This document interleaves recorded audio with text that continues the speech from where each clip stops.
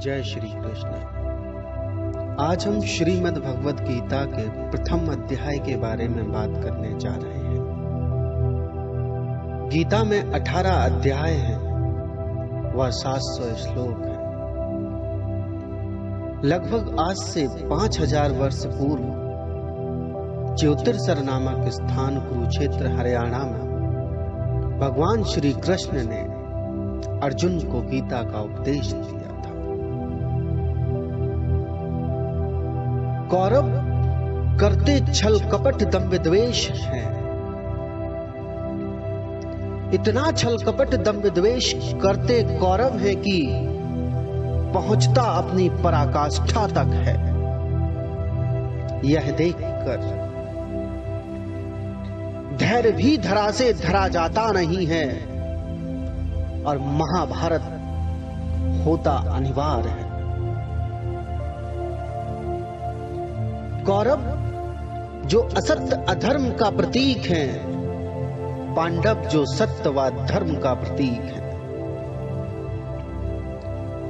गीता के प्रथम अध्याय की शुरुआत होती तब है जबकि अर्जुन महाभारत के युद्ध में जाता सैन्य निरीक्षण को है। अर्जुन जब जाता सैन्य निरीक्षण को है तो देखता है अपने नेत्रों से एक तरफ कौरवों की सेना है तो दूसरी तरफ पांडवों की सेना है। दोनों तरफ की सेनाओं को देखती जब आंखें अर्जुन की हैं तो उसमें उसका स्वजन समूह है, उसके अपने नातेदार हैं, उसके अपने रिश्तेदार हैं। देखकर स्वजन समूह रिश्तेदार नातेदारों को होते अर्जुन के अंग शिथिल हैं। अर्जुन उवाच, अर्जुन कहते हैं भगवान श्री कृष्ण से, हे मधुसूदन, हे कृष्ण, इस युद्ध क्षेत्र में देखकर इस स्वजन समूह को, देखकर इन रिश्तेदारों नातेदारों को मेरा मुख सूखा जा रहा है, मेरे शरीर में कंपन हो रहा है, मेरे हाथ से मेरा गांडीव गिर रहा है, मेरे इस शरीर की त्वचा में भी जलन सी महसूस हो रही है। हे कृष्ण, मेरा मन भ्रमित सा हो रहा है, मैं खड़े होने में भी सामर्थ्यवान नहीं हूं। हे केशव, इस स्वजन समूह को मारकर मैं किसी भी तरह से कोई कल्याण नहीं देखता हूं।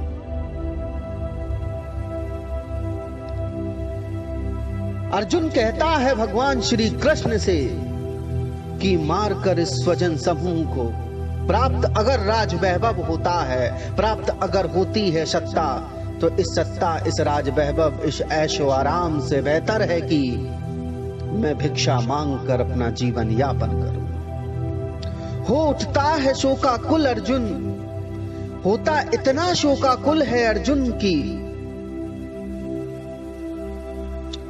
अर्जुन बैठ जाता है अपने रथ पर, रख देता है गांडीव।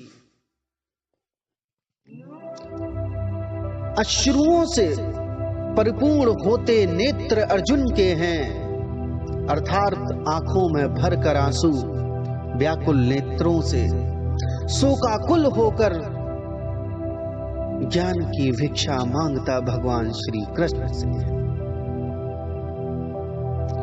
इस तरह से गीता का जो प्रथम अध्याय है वो है विषाद योग। तो शुरू होता है गीता का प्रथम अध्याय अर्जुन विषाद योग, जिसमें 47 श्लोक है।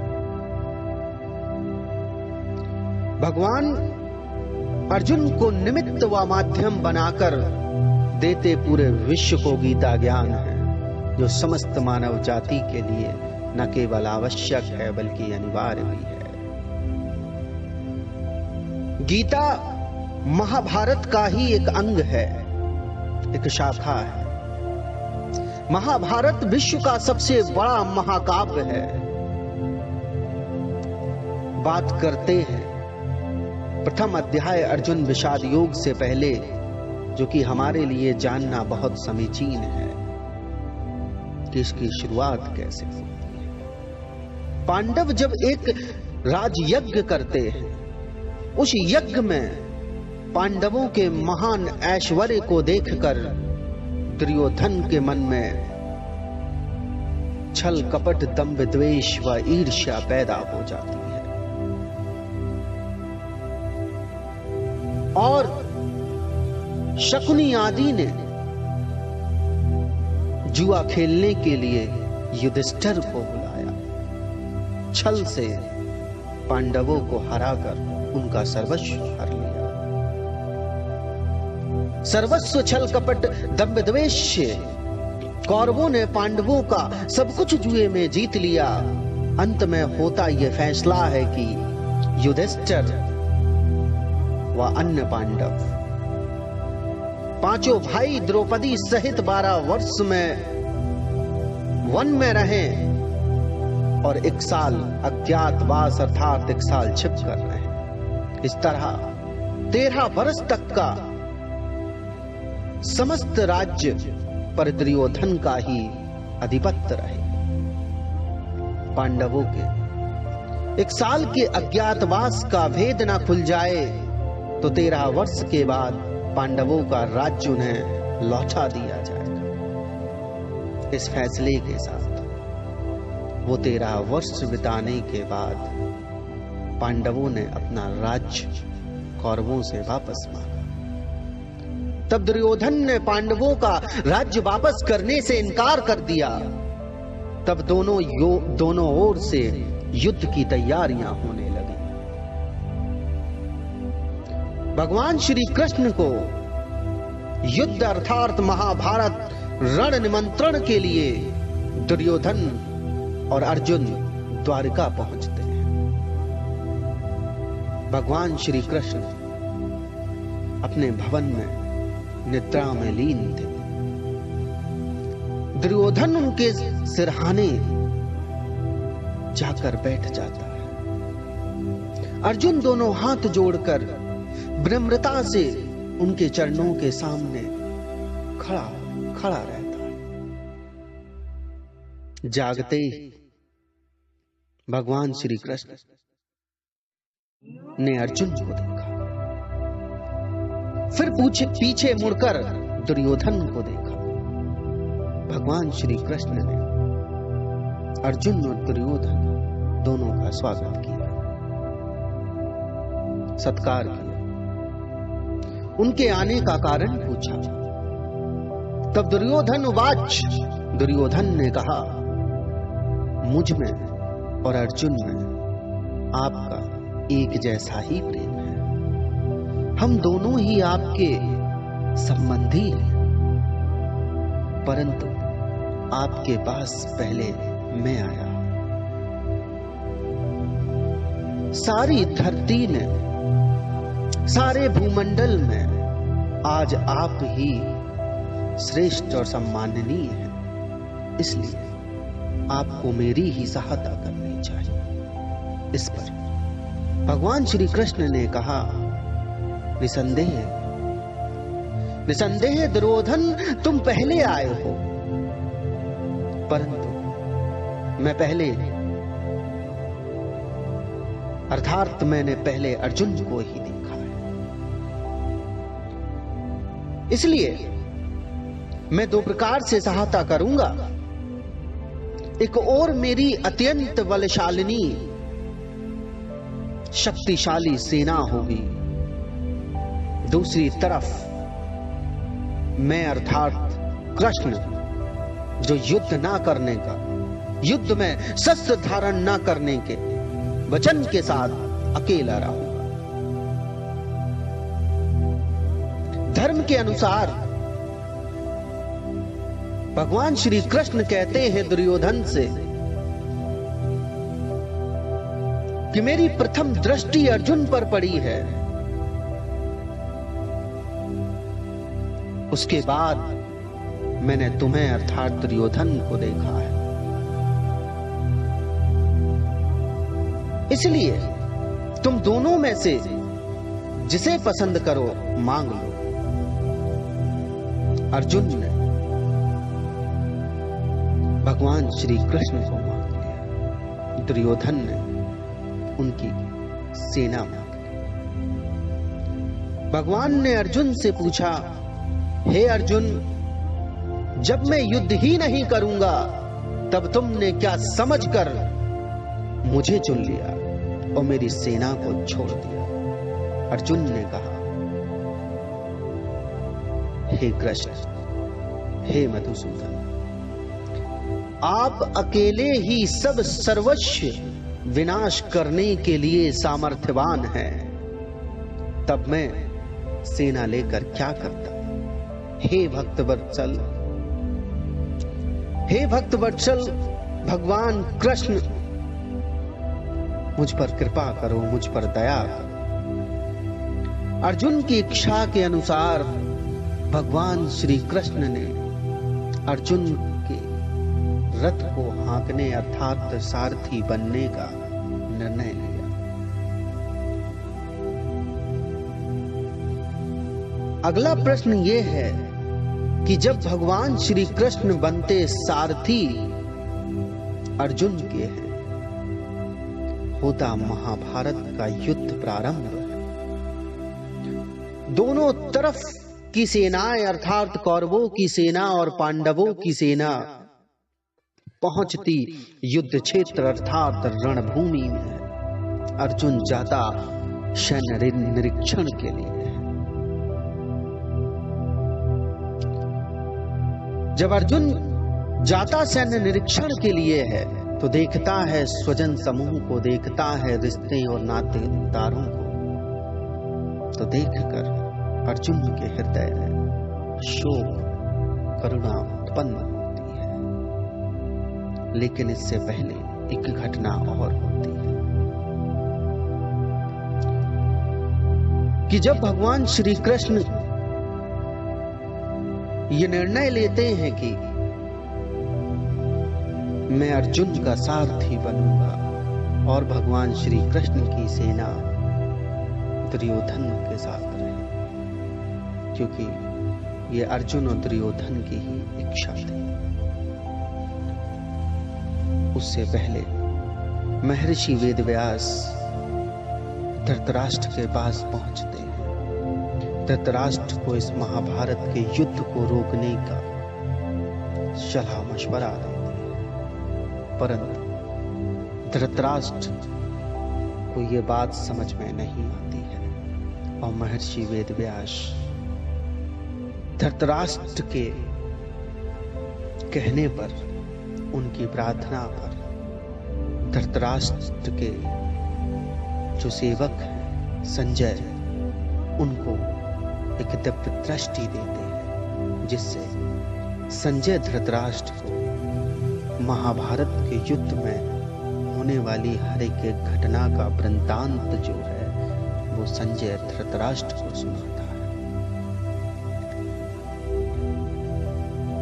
प्रथम अध्याय अर्जुन विषाद योग शुरू होता है। धृतराष्ट्र उवाच, धर्म क्षेत्रे कुरुक्षेत्रे समवेता युयुत्सवः मामकाः पांडवाश्च किम कुवर्त संजय। अर्थात धृतराष्ट्र बोले, हे संजय, धर्म भूमि कुरुक्षेत्र में एकत्रित युद्ध की इच्छा से मेरे और पांडु पुत्रों ने क्या किया? धृतराष्ट्र के पूछने पर संजय उवाच, संजय कहते हैं,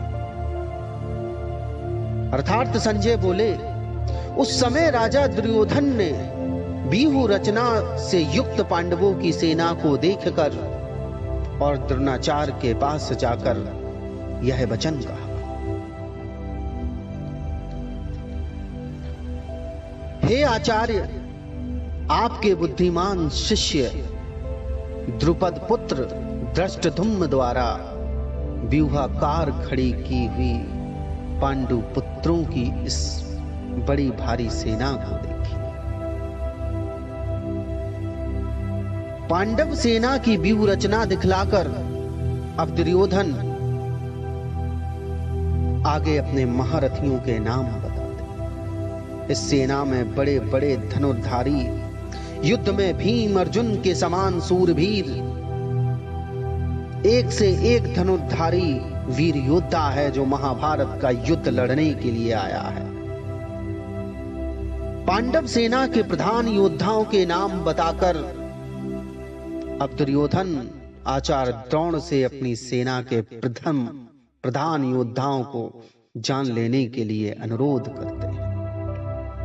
हे ब्राह्मण श्रेष्ठ, अपने पक्ष में भी जो प्रधान हैं उनको आप समझ लीजिए। आपकी जानकारी के लिए मेरी सेना के जो जो सेनापति हैं उनको बतलाता हूं।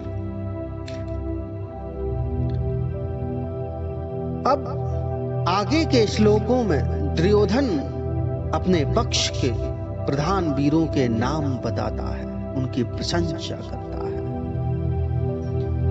आप द्रोणाचार्य और पितामह भीष्म तथा कर्ण और संग्राम विजयी कृपाचार्य तथा वैसे ही अश्वत्थामा, विकर्ण और सोमदत्त पुत्र भूरिश्रवा भी है। और भी मेरे लिए जीवन की आशा त्याग देने वाले बहुत से शूरवीर अस्त्रों शस्त्रों से सुसज्जित होकर युद्ध में निपुण इस महाभारत के युद्ध को लड़ने के लिए आए हैं। भीष्म पितामह द्वारा रक्षित हमारी वह सेना सब प्रकार से अजेय है और भीम द्वारा रक्षित इन लोगों की यह सेना जीतने में सुगम है। इस प्रकार भीष्म द्वारा संरक्षित अपनी सेना को अजेय बताकर अब दुर्योधन सब ओर भीष्म की रक्षा करने के लिए द्रोणाचार्य आदि समस्त महारथियों से प्रार्थना व अनुरोध करते हैं। इसलिए सब मोर्चों पर अपने अपने स्थान पर स्थित रहते हुए आप लोग सभी निसंदेह भीष्म पितामह की सब ओर से रक्षा करें। दुर्योधन के द्वारा अपने पक्ष के महारथियों की विशेष रूप से भीष्म पितामह की प्रशंसा किए जाने का वर्णन सुनाकर अब संजय उसके बाद की घटनाओं का वर्णन करते हैं। कौरवों में वृद्ध बड़े प्रतापी भीष्म पितामह उस दुर्योधन के हृदय में हर्ष उत्पन्न करते हुए उच्च स्वर से सिंह की दहाड़ के समान गरज कर शंख बजाते हैं। इसके पश्चात शंख और नगारे, ढोल, मृदंग, नरसिंघे आदि सब के सब बज उठते हैं। उनकी ध्वनि इतनी भयंकर होती है कि चारों तरफ गुंजायमान। धृतराष्ट्र ने पूछा था कि युद्ध के लिए एकत्र होने के बाद मेरे और पांडव के पुत्रों ने क्या किया। इसके उत्तर में संजय ने अब तक धृतराष्ट्र के पक्ष वालों की बात सुनाई। अब पांडवों ने क्या किया, आगे के श्लोक प्रथम अध्याय के बताते हैं। सफेद घोड़ों से युक्त एक उत्तम रथ में बैठे हुए भगवान श्री कृष्ण अर्जुन ने भी एक अलौकिक दिव्य शंख को बजाया। शंख की ध्वनि हर तरफ गुंजायमान है। भगवान श्री कृष्ण अर्जुन ने भयानक गंभीर कर्म करने वाले भीमसेन पांडव पुत्र ने महाशंख बजाया।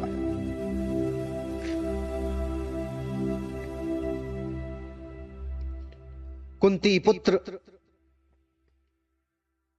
राजा युधिष्ठिर ने अनंत विजय नामक, नकुल सहदेव ने सुघोष और मणि पुष्पक नामक शंख बजाए। श्रेष्ठ धनुष वाले काशीराज और महारथी शिखंडी एवं धृष्टधुम्न तथा राजा विराट और अजय इत्यादि ने भी अलग अलग सब ओर शंख बजाए। भगवान श्री कृष्ण अर्जुन के पश्चात पांडव सेना के शूरवीरों द्वारा सब ओर शंख बजाए। शंख ध्वनि का क्या परिणाम हुआ, संजय बतलाते हैं। आकाश पृथ्वी को गुंजायमान करते हुए,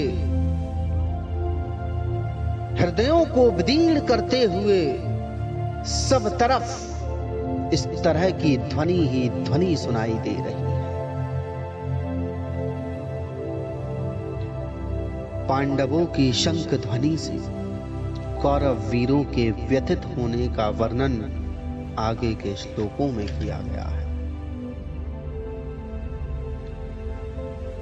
हे राजन, इसके बाद कपिध्वज अर्जुन ने मोर्चा बांधकर डटे हुए धृतराष्ट्र संबंधियों को देखकर अब शस्त्र चलाने की तैयारी के समय धनुष उठाया।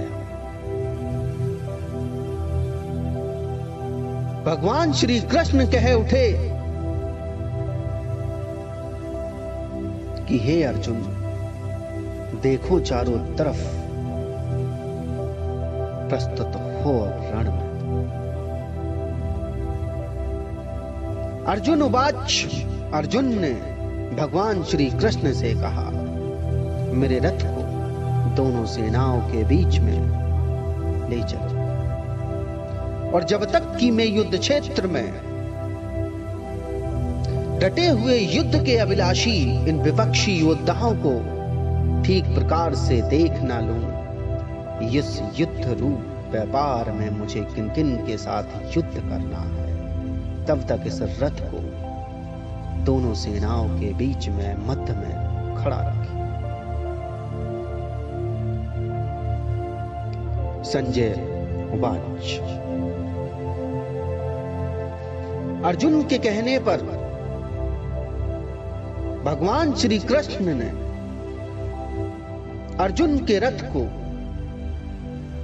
कौरवों और पांडवों की सेना के बीच में ले जाकर खड़ा कर दिया। संजय कहते धृतराष्ट्र से हैं, अर्जुन द्वारा इस प्रकार कहे हुए भगवान श्री कृष्ण ने दोनों सेनाओं के बीच में भीष्म और द्रोणाचार्य के सामने, संपूर्ण राजाओं के सामने अर्जुन के रथ को खड़ा करके कहा, हे अर्जुन, हे पार्थ, देखो इस कौरवों की सेना को जो युद्ध के लिए आज इस रणभूमि में, इस युद्ध क्षेत्र में एकत्रित हुए हैं। भगवान श्री कृष्ण की इस बात को सुनकर अर्जुन ने आगे क्या किया, ये आगे के श्लोकों में वर्णित किया गया है। इसके बाद अर्जुन ने दोनों ही सेनाओं में स्थित अपने रिश्ते नातेदारों को देखा,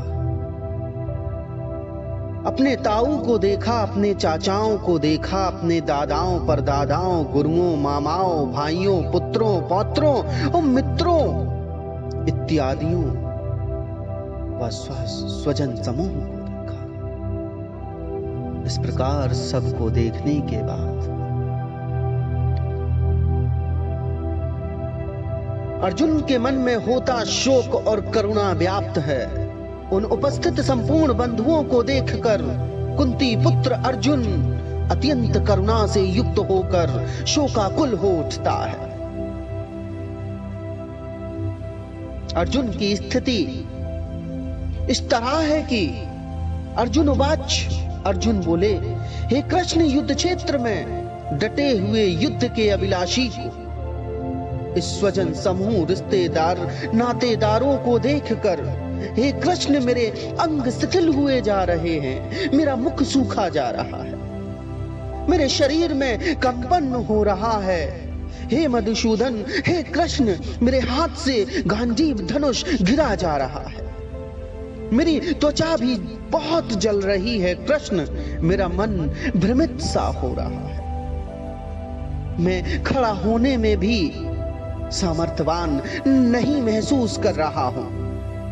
हे कृष्ण,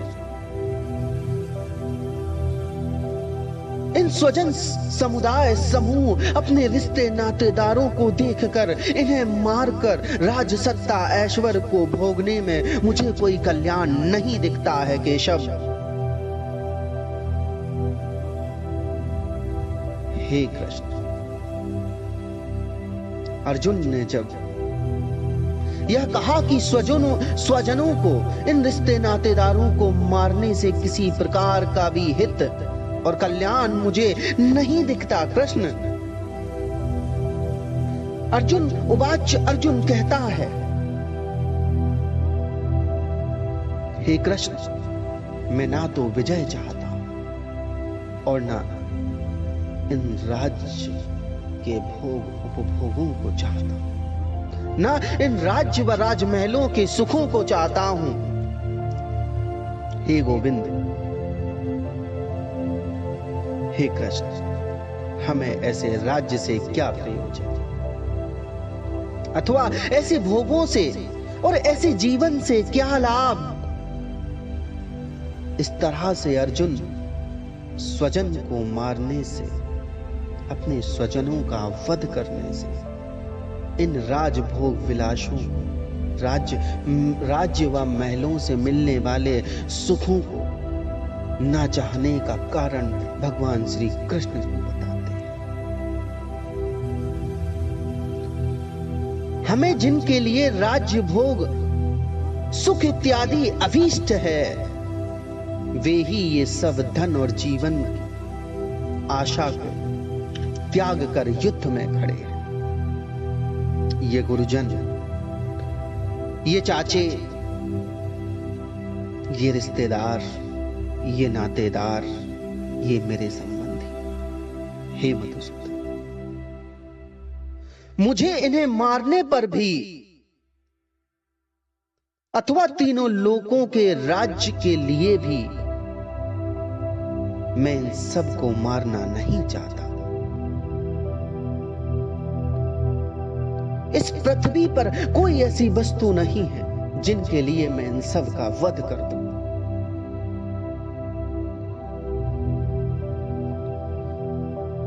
यहां पर अर्जुन कहता है, हे भगवान श्री कृष्ण, हे केशव, हे जनार्दन, धृतराष्ट्र के पुत्रों अर्थात इन कौरवों को मारकर हमें क्या प्रसन्नता होगी। इन्हें मारकर तो हमें पाप ही लगेगा। अर्जुन इन रिश्तेदारों, इन नातेदारों का रक्त बहाने से, इनको मारने से सब प्रकार से मना कर देता है। आगे कहता है, हे माधव, अपने ही बंधुओं अर्थात धृतराष्ट्र के पुत्रों को मारने के लिए हम सक्षम नहीं हैं, क्योंकि अपने ही कुटुंब को, अपने ही सगे संबंधियों को, अपने ही परिवार के लोगों को मारकर, हे कृष्ण, हम कैसे सुखी होंगे और हम कैसे सुखी हो सकते हैं।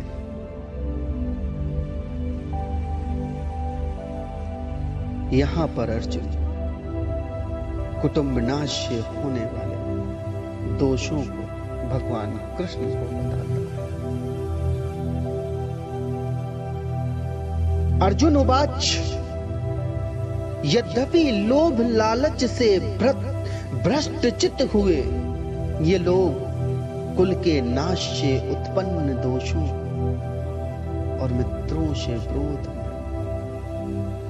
पाप को नहीं देखते, तो भी हे जनार्दन, हे कृष्ण, कुल के नाश से उत्पन्न दोषों को जानने वाले हम लोगों को इस पाप से दूर जाने के लिए इस पाप से हटने के लिए विचार क्यों नहीं करना चाहिए? अर्थात अर्जुन ये कहता है कि कौरव और ये लोग जो युद्ध करने के लिए युद्ध की अभिलाषा से इस रण क्षेत्र में आए हैं, इस युद्ध क्षेत्र में आए हैं, अगर ये भ्रष्टचित्त हो गए हैं, अगर लोभ लालच से इनकी मति भ्रमित हो गई है, तो ये लोग तो कुल के नाश को समझने के लिए भले ही इस समय सक्षम ना हो, लेकिन हे जनार्दन, हे कृष्ण, हम तो कुल के नाश को समझ सकते हैं, तो हमें ये पाप नहीं करना चाहिए। आगे अर्जुन कहता है भगवान श्री कृष्ण से, कुल के नाश से कौन कौन से दोष उत्पन्न होते हैं? कुल के नाश से सनातन कुल धर्म नष्ट हो जाते हैं, कहता अर्जुन भगवान श्री कृष्ण से। कुल के नाश से सनातन कुल धर्म नष्ट हो जाते हैं। धर्म के नाश हो जाने पर संपूर्ण कुल में पाप भी बहुत फैल जाता है। जब समस्त कुल में इस तरह कुल धर्म नष्ट होने से जब पाप फैल जाता है, तब क्या होता है? हे कृष्ण, पाप के अधिक बढ़ जाने से कुल की स्त्रियां दूषित हो जाती हैं। स्त्रियों के दूषित हो जाने पर वर्ण संकर संतानें उत्पन्न होती हैं, वर्ण संकर उत्पन्न होता है। अर्थात अर्जुन भगवान श्री कृष्ण से कहता है कि पाप के अधिक बढ़ जाने से कुल की स्त्रियां दूषित हो जाती हैं, और स्त्रियों के दूषित हो जाने पर वर्ण संकर उत्पन्न होता है। वर्ण संकर उत्पन्न होने से क्या क्या हानियां होती हैं, अर्जुन आगे बतलाता है। वर्ण संकर कुल घातियों और कुल नरक में ले जाने के लिए ही होता है। लुप्त हुई पिंड और जल की क्रिया वाले अर्थात श्राद्ध और तर्पण से वंचित इनके पितरलोक भी अधोगति को प्राप्त होते हैं। वर्ण संकर कारक दोषों से क्या क्या हानि होती है? अर्जुन कहते हैं भगवान श्री कृष्ण से, इन वर्ण संकर कारक दोषों से कुल घातियों के सनातन कुल धर्म और जाति धर्म नष्ट हो जाते हैं। कुल धर्म और जाति धर्म के नाश से क्या हानि होती है? हे जनार्दन, हे कृष्ण, जिनका कुल धर्म नष्ट हो गया है, ऐसे मनुष्यों का अनिश्चित काल तक नरक में वास होता है। ऐसा हम सुनते आए हैं। इस प्रकार उस स्वजन समूह नातेदारों का वध करने से अर्जुन सब तरफ से हर प्रकार से सब प्रकार से अनर्थक बताता है और शोकाकुल हो उठता है। अर्जुन उवाच, हम लोग बुद्धिमान होकर भी इस पाप को करने को तैयार हो गए हैं। राज्य और सुख के लोभ से इन स्वजन समूह को मारने के लिए तैयार हो गए हैं। ये सब कहकर अर्जुन पश्चाताप करता है। पश्चाताप करके अर्जुन आगे कहता है कि यदि मुझ शस्त्र रहित एवं सामना न करने वाले को शस्त्र हाथ में लिए हुए धृतराष्ट्र के पुत्र रण में मार डालें, तो वह मरना भी मेरे लिए अधिक कल्याणकारक होगा। अर्थात अर्जुन भगवान श्री कृष्ण से कहता है कि हे मधुसूदन, कि अगर कौरव मुझे मारना चाहते हैं तो मार दें। कौरवों का मुझे मारना मेरे लिए कल्याणकारक होगा।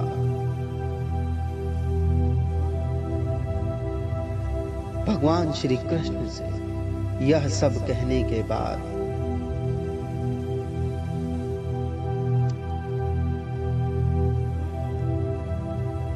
आगे संजय उवाच। रणभूमि में शोक से उद्विग्न मन वाला अर्जुन इस प्रकार कहकर बाण सहित धनुष को त्याग कर अपने रथ के पिछले भाग में बैठ जाता है। अर्थात यह सब कहकर के अर्जुन अपना गांडीव, अपना शस्त्र रख देता है। देखकर महाभारत के युद्ध में अपने स्वजन समूह को, देखकर अपने रिश्तेदारों नातेदारों को अर्जुन युद्ध करने से इनकार कर देता है। युद्ध न करने के कई कारण बताता है अर्जुन भगवान श्री कृष्ण को। कहता है कि अगर कौरव मुझे मारना चाहते हैं तो मार दें मधुसूदन। कौरवों के द्वारा मेरा मारा जाना मेरे लिए कल्याणकारक होगा। वो इसलिए क्योंकि मैं अपने ही रिश्तेदारों, अपने ही नातेदारों को मारकर ये राज वैभव, ये राज्य का सुख, ये महलों का सुख भोगना नहीं चाहता।